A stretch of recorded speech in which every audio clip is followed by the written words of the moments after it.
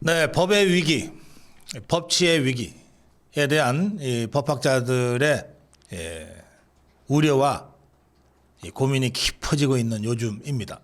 그래서 법학자들이요, 무려 27년 만에 한 자리에 모였습니다. 27년 만에 모였어요.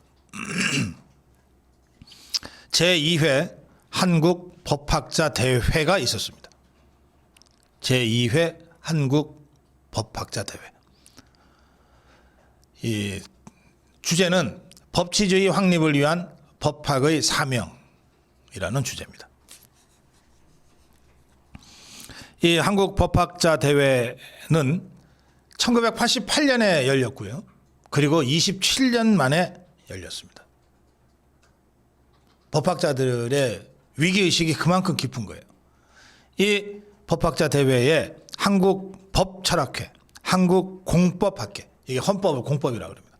한국 공법학회, 한국 형사법학회 등 47개 법학학회에서 300여 명의 법학자들이 참석했습니다. 그러니까 가장 권위 있는 법학자 회의였다고 할 수 있습니다.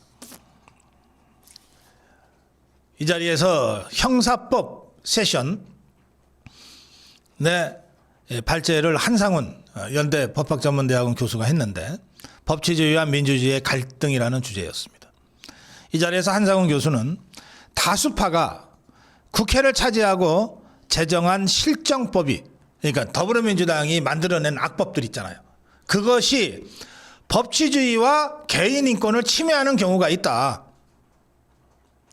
이 경우에 다수의 지배라고 하는 의회민주주의의 탈을 쓴 다수의 지배와 소수자의 보호라고 하는 법치주의가 충돌하게 된다. 그러면서 이때 어떻게 해결할 거냐. 브루스 에크먼이라는 미국의 헌법학자가 이야기한 이중민주주의 개념을 이제 제시했는데, 이 이중민주주의는 간단하게 말하면 수준이 높은 민주주의, 수준이 낮은 민주주의가 있다는 거예요. 수준이 높은 민주주의는 뭐냐? 민주주의를 주권자인 국민이 원칙을 세워 만들어 놓은 헌법 정치라고 하는 것이 수준이 높은 민주주의라는 겁니다. 헌법에 충실한 민주주의. 반면에 헌법 아래에 있는 것들, 법이라는 게 헌법 아래에 있는 거 아니에요. 의회가 수행하는 통상적인 입법 활동, 이게 헌법 아래에 있는 법 정치고 이게 일상 정치라는 겁니다.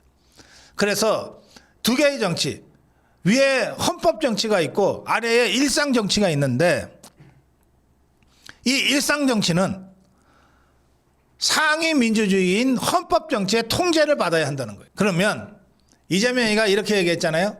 권력에는 서열이 있다. 선출된 권력이 우선이다 그랬잖아요. 그러면서 국회가 우선이다. 사법부에 비해서. 그런데 이 이재명이는 완전히 이런 면에서 법철학에 아주 무식한 자인 거예요.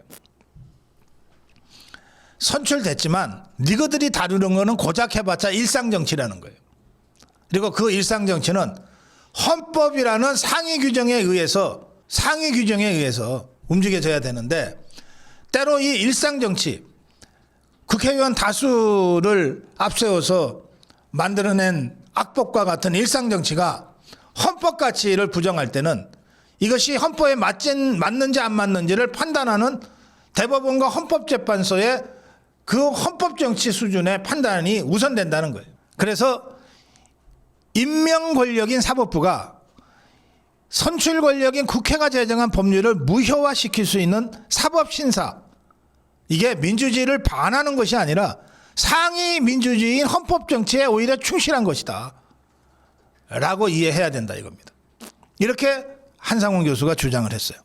뭐 내란 전담 재판부라든지 또는 검찰 해체를 하면서 보안 수사권도 박탈한다든지 하는 등등의 형사법과 관련된 문제들에 대한 논의들도 있었고, 그건 우리가 대충 다 알고 있는 자유파적 관점에서의 그런 논의들이 있었습니다. 제가 이 한국 법학자 대회의 가장 중요한 주제로 민주주의와 법치주의의 갈등 상황, 특히 이때 민주주의는 이 의회의 다수파 독재를 의회 민주주의로 위장했을 때의 그 민주주의입니다. 지금이 그런 상황 아닙니까? 그것과 그들에 의해서 위협받고 있는 법치주의가 충돌할 때 헌법은 또 법치는 어떻게 구현돼야 되는가라고 하는 이 문제와 관련된 이 법학자들의 모임, 27년 만에 모인 이 법학자들의 주장, 국회 다수파가 만들어내는 일상 정치를 규제하고 규율하는 상위의 헌법 정치가 있다라고 하는 그 문제의식을 여러분들이 좀 이해하시면 좋겠다, 이런 말씀을 제가 드립니다. 자, 고성국 칼럼이었습니다.